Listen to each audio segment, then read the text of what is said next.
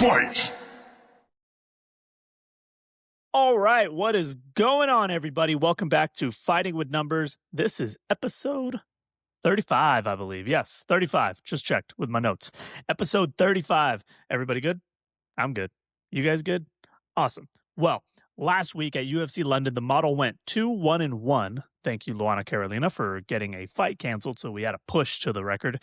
But it's not a bad week. 2-1-1. I know it's not the biggest whoop, but it's not a bad week. We'll take it. It was profitable night, and that's all we ask for, really. That brings our overall record on the model for 2026 to 33-13-4, hitting at around 71.74% on the season. We're in a strong spot. We're also hitting our bets along with it, so the process continues to hold up, and we're going to keep finding edges where, instead of just randomly picking sides, the model is helping us out. Do it clean. And this week, the UFC heads to Seattle, and the main event has come with some actual intrigue to it. I got to say, it's very interesting that the returning Israel Adesanya is here. Former champion, obviously. 3-fight losing streak, though, and across from a very hungry Joe Pyfer, who could be smelling blood in the water here. But I've got 4 total fights to break down today. Let's get into it. Your weekly reminder, I am Rob Moreno, a.k.a. Bobby Knuckles, a.k.a. The Robio. Find me across all social medias at The Robio. Full model breakdowns and written reports also live at fightnumbers.substack.com. You can also check me out after Wednesdays on First Strike from VSiN, the sports betting network. That's available everywhere podcasts are available as well. We got guests on there, much more betting angles to break down from there, and a lot more input than just me, good old me. But if all you're looking for is just me, let's go. Fighting with Numbers, UFC Seattle preview. Let's go down to the prelims. Casey O'Neill versus Gabriela Fernandes. Let's start right here. And this one has an interesting wrinkle right out of the gate, by the way. Casey O'Neill is coming off a year plus. I was going to say 1 year layoff. It's actually more than a year layoff. She had a knee injury, kept her sidelined since August of 2024, where she picked up a decision win over Luana Santos. Impressive win, but knee injury along the way. Before that, she had dropped 2 in 2023. So she's been on a bit of a roller coaster, but she returns and is sitting at 5-2 overall in the UFC. Gabriela Fernandes has been the more active fighter, we'll say that, especially recently. She's riding a 3-fight win streak. Most recently, a decision over Julia Stoliarenko last August. She also had a 2-fight skid back in 2023. So similar trajectories when you think about those little skids. Actually pretty similar, right? Both women have suffered their own rough patches. And Fernandes now sits at 3-2 in the UFC. Now the physical picture. Casey O'Neill has a 3-inch reach advantage at 69 inches. That's meaningful in a striking heavy matchup for sure. But here's the number that jumps off the page immediately for me. XR percentage. Casey O'Neill, 66%. Respectable, solid, pretty on par. Gabriela Fernandes at 28%. Yes, I said that. That is alarming. That means Fernandes is losing nearly 3/4 of the rounds she competes in at the UFC level. That's not just a red flag. That's a fire alarm going off right now. And the striking confirms it. Casey landing a very high 7.89 significant strikes per minute with a positive 2.24 differential. So yes, she is absorbing 5.65 significant strikes per minute, which is high, but she's dishing out far more than she's taking. Now, Fernandes lands 3.56 significant strikes per minute with a negative 1.63 differential. So lower output, much lower output, and a high absorption rate. That's a tough combination to win fights with, especially at the UFC level. Now, the ground game tells us a very similar story. Casey holds a 68% control rate in clinch and ground time. Fernandes, only 12% control rate, with only 2 UFC career takedowns and 36% of her time being spent getting controlled. That's not a fighter who gets to dictate where the fight goes. Both women defend takedowns in the 69 to 70% range, so we'll call that a wash. The model runs it, and it lands clean on Casey O'Neill. Casey O'Neill, nearly 90% win probability from the model. Now, before you jump and say, that's ridiculous, I'm going to be honest. A number that high does make me pause. When the model goes that deep in one direction, I always double check myself to make sure I'm not overweighing something. And I have that same concern here. But here's what makes this a little more palatable. The line has already moved very much. Casey opened around minus 130 over this weekend. She's now sitting at plus 110. So the model is screaming one side, and the book just handed us a plus price on her. What was originally a minus 130 price is now a plus price. I don't need to fully trust the 90% win probability to back her. Yes, I'm probably overweighing something in the model for her, but even if the true number is closer to 65 to 70%, plus 110 on the better fighter on paper for me is a spot worth taking. The layoff is real. I will acknowledge that. Not everyone returns the same from time off. Not everyone returns the same from injuries. But year-long absences are becoming more common in the UFC, if I'm being honest. The rosters are just ridiculous. Fighters don't fight as often as they used to, and especially after injury. Of course, there's going to be time off. Plenty of fighters have come back sharp before.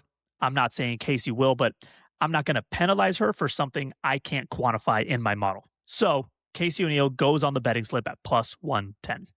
And now let's crack open the main card. And okay, I need everyone to kind of strap up your boots for this one. We have a fight involving Terrance McKinney. And let me just give you this stat first, because nothing I say afterwards will probably matter, no matter what, because it's Terrance McKinney. Terrance McKinney has never seen a decision in his professional MMA career across 25 fights, not once. He's only seen the third round of a fight one time. He's only made it to the second round 3 times. Everything else, everything has ended in the very first round. His average fight time in the UFC is currently 2 minutes and 42 seconds. That's wild. This man does not know what a judge's scorecard looks like, and judges could just take the night off every single time when it comes to Terrance McKinney. McKinney is coming off a first-round submission loss to Chris Duncan in December. Since 2023, he's 4-4.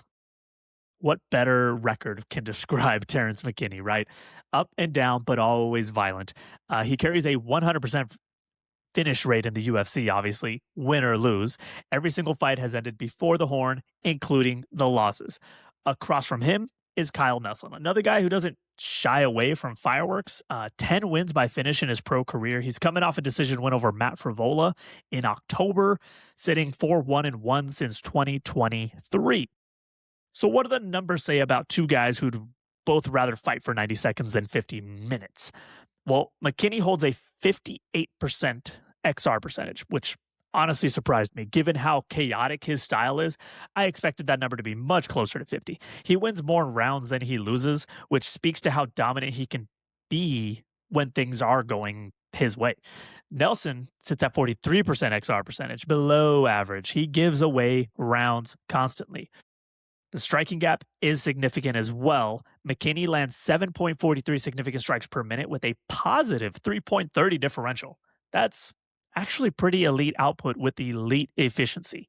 He's also got 3 knockdowns scored, though his chin has been tested and failed. 4 knockdowns suffered along with his 3 knockout losses. But Nelson lands 3.60 significant strikes per minute with a negative 0.87 differential. Low volume, absorbing more than he's landing. Not a great picture, as I mentioned. The grappling, it goes McKinney's way as well. 79% control rate, 45% of the time in a dominant position, and 3 submission victories in the UFC. He can end this fight in multiple ways. Obviously, you know that. We know that. The model, running the numbers, beep, boop, boop, beep, lands confidently on Terrance McKinney. Terrance McKinney, 82.92% win probability. The odds, they only imply 61%. There's a real gap there. There's a real edge there. And here's where I have to be totally transparent and honest with you. I agree. McKinney is the better fighter here. I think he wins this fight more often than not. But I'm calling this a stay away from me at the moment. The odds are just a little too expensive for me. McKinney at minus 160 asks you to lay significant juice on one of the most volatile fighters in the sport. One bad scramble, one bad chin check, and it's over. He's been finished before, obviously. The variance in his fight is unlike almost anyone else on the roster at the moment. If McKinney ever shows up at even money or a plus price, that's a fun play. I would totally play that at this moment. But laying minus 160 on a guy whose fights last less than 3 minutes on average is not where I want my money to sit at and be locked up at.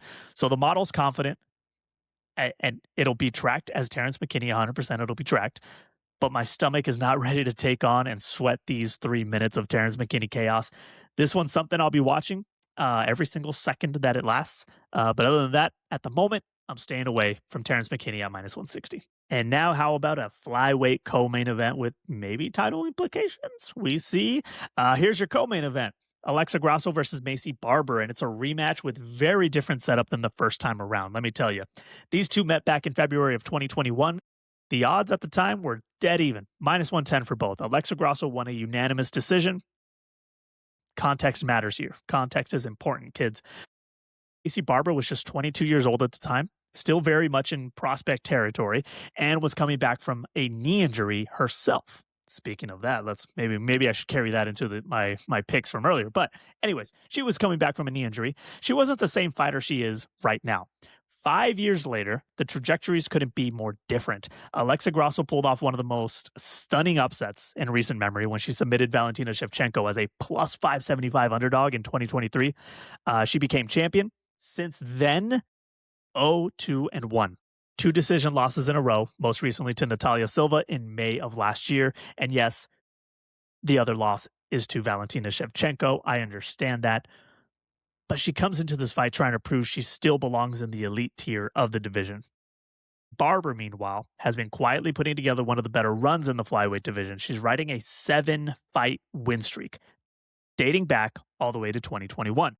In that same stretch, Grasso was winning a belt and then slowly losing her grip on it.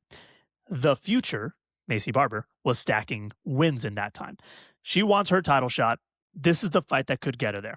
In the past, I've said Maycee Barber isn't exactly the most consistently active fighter, but I think she's ready to get back into that after a couple injuries, some other health scares. I think she's here. So, XR percentages. Let's look at the data. Enough of my opinion, right? XR percentage. Grasso at 51% XR percentage. That's teetering in the red flag. Maycee Barber still standing strong, 67% XR percentage. Alexa is barely winning the majority of her rounds anymore. That's the clearest sign of a fighter in decline. And that's tough to say because I'm a fan of Alexa Grasso, but it's tough to see that, she couldn't hang with Natalia Silva. Natalia Silva is the tip of the spear at the moment, but is it a sign of things to come? The striking picture backs up those XR percentages. Maycee is landing 4.29 significant strikes per minute with a positive 1.62 differential, absorbing under 3 significant strikes per minute. That's impressive in the striking game. That is clean, efficient work. Grasso lands 4.11 significant strikes with just a 0.38 differential. Still good, still solid, but she's in tighter exchanges and not winning them by nearly the same margin that someone like Maycee Barber can. Now, in the clinch, on the ground, Maycee holds a 42% control rate to Grasso's only 28%. I think we remember the submission of Valentina, but we forget it wasn't a takedown. It wasn't some ground dominance. It was a mistake by Valentina that got her submitted. So the numbers just don't prove that Alexa Grasso can actually handle the ground. She can prove me wrong, but I'm just reading the numbers to you. Maycee has scored 15 takedowns, Grasso only 6 in her UFC career. Neither woman shines in the grappling. Now, let me tell you that overall. Grasso defends 55%, Barber only 48%. But the slight edge, I think, still goes to Barber in those exchanges. Alexa Grasso does have submission wins, as I mentioned, on her record, and she's always dangerous in that area, but she's not getting to those positions as cleanly as she used to, and I don't think she still can. The model is firmly on the younger fighter here. Maycee Barber, 77% win probability. Current odds imply 61%. We're back at that minus 160. That's a clear edge again. But this time, it's not a volatile fighter like Terrance McKinney. We got Maycee Barber. I'm a fan of Alexa Grasso, as I mentioned. What she accomplished in the sport is real. She dethroned one of the most dominant women in the sport of MMA. But the numbers aren't lying. She's trending in the wrong direction, and Barber is trending in the right one. Sometimes the numbers tell a story. Actually, they always do. Maycee Barber's going on my betting slip at minus 160. I think she's finally going to live up to that nickname of the future. Well, all right. We're done with the co-main. That means we go to the main. The main event, Israel Adesanya versus Joe Pyfer. Let's talk about legacies. I love talking about that. The history. Some of these fighters have amazing histories. Because before we get to the numbers, Israel Adesanya deserves his flowers. He won the interim middleweight title in 2019 against Kelvin Gastelum, who, by the way, Kelvin Gastelum might have been one taco too many, and probably could have won the interim belt that night, and it would have rewritten the entire middleweight division timeline. But anyways, Adesanya won the interim title that day in 2019, unified it against Robert Whittaker that same year, then defended that belt 6 times in his path. Romero, Costa, Vettori, Whittaker again, Jared Cannonier. He had a 12-fight win streak in the division at the time, second longest in middleweight history. One win behind Anderson Silva. He is top 10 in middleweight wins all time, tied with Silva for knockdowns scored in the division at 13. 8 title fight wins, second only to, yes, the Spider, Anderson Silva. We have to acknowledge what he was because it makes what's happened since hurt a little more. He lost his title to Alex Pereira, but he did recapture it in a very dramatic fashion, right? He got that knockout of Alex Pereira. Then lost a one-sided decision to Sean Strickland as a minus 650 favorite, by the way. Woof. Then he fell to Dricus du Plessis via submission, round 4, his first ever submission loss. Then in 2025, he gets knocked out in the second round to Nasruddin Imavov. Yes, those are some tough dudes he lost against. 3-fight losing streak now. He's 36 years old, and he walks into Seattle as a minus 140 favorite. Across from him, Joe Pyfer, 29 years old, 6-1 since entering the UFC in 2022, riding a 3-fight win streak of his own. He hasn't been stopped inside the UFC octagon, and he's got 5 finishes to his name. This is the biggest fight of his career, for sure, and he knows it. He's aware. He's very aware of that. Now, physical picture. Izzy still holds a 5-inch reach advantage at 80 inches. That's going to matter. That's not nothing. It never is with Adesanya, right? The style bender, his ability to operate at range and keep people at the end of their shots defined his entire championship run, really. But the numbers are telling a different story now. Israel Adesanya's XR percentage sits at 56%. It's not awful. It's not down at 51, I'll say that. But for a guy who was as tactically dominant as anyone in the division for years, that is a significant drop. He's still slightly above 50%, but the margin's thin and it could be shrinking. Joe Pyfer comes in at 67% XR percentage. He's winning rounds consistently. The striking is actually close on paper. Izzy lands 4.02 significant strikes per minute with a .82 differential. He's still efficient. The question is whether the power is still there, right? I talked about those 13 knockdowns he scored. I mean, he hasn't finished anyone since he knocked out Alex Pereira, and he's been stopped 3 times in his last 5 fights. He's a different guy. Joe Pyfer lands 3.48 significant strikes per minute with a .32 differential. A little lower output, but here's what's interesting. Both men absorb nearly identical amounts. 3.20 per minute for Izzy, 3.16 for Pyfer. This is going to be a close striking battle, but that distance will matter for Izzy. But other than that, it's gonna be close. The ground game probably doesn't factor in much. Adesanya holds 77% takedown defense, so Pyfer isn't going to drag this into the canvas.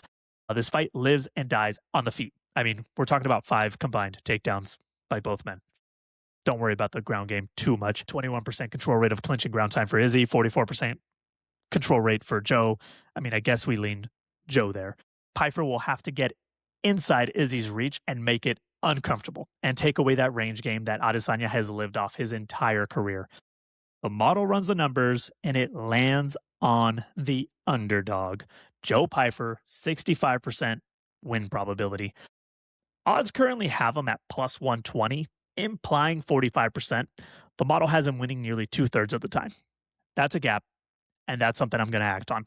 Honestly, I'm not fighting the model here. A fighter on a 3-fight losing streak being priced as a minus 140 favorite is not a spot I want to be on the wrong side of, personally. The bookmakers are still pricing Adesanya on reputation, on the style bender. The model is pricing him on what he's actually shown us lately, right? If Izzy goes out there and looks like the last style bender again, I won't be shocked. I'll be happy for him. The man has done it before, but I'm not paying minus 140 on the hope that a 36-year-old on a 3-fight skid rediscovers his peak. I don't know if he'll still be style bending this Saturday. So Joe Pyfer, plus 120. It's going on the slip. And that is UFC Seattle. Former champions, hungry challengers, and a main event with some real legacy implications attached to it. I mean, how are you going to feel if Sunday morning you wake up and Israel Adesanya is on a 4-fight losing streak? How will you be able to live with yourself? We're sitting at 33, 13, and 4 on model predictions on the year, nearly 72%. I'm happy with it. Are you happy with it? I hope you're happy with it. We protect what we've built here. We trust the process. We're going to let the edges just come to us. We'll let the numbers tell the story. Quick reminder, Fighting with Numbers does have a web app at the moment. I'm still testing it. If you feel like checking it out, it just lists who I have for the week. And you can look at a couple past results as far as model predictions go and how it's going overall. But if you want to check it out, feel free. Hit me up on Twitter, DM, hit me up on Instagram. Yeah, I'll send you a link and you can check it out. I'm working through it, still functionality, appearance, making sure everything makes sense before opening it up fully. But if you're curious, want to take an early look, hit me up on Twitter or Instagram, TikTok. I don't care. Just hit me up at the Rabio. Feel free to DM me, slide in.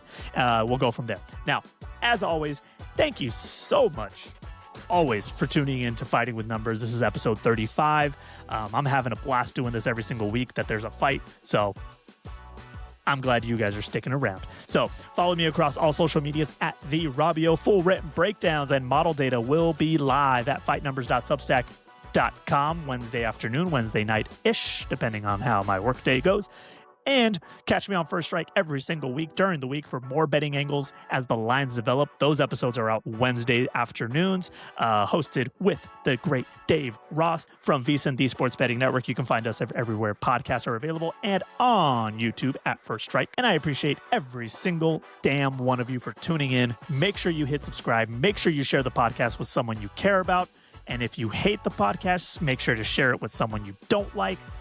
Just spread the word of Fighting with Numbers. I know numbers aren't for everyone. I know that math is boring and I know data is kind of boring, but that's why we attach it to something violent like fights. So let's have some fun with it. I hope you're having fun with it. Thank you so much. I'll catch you next time. We'll talk next time. Fight!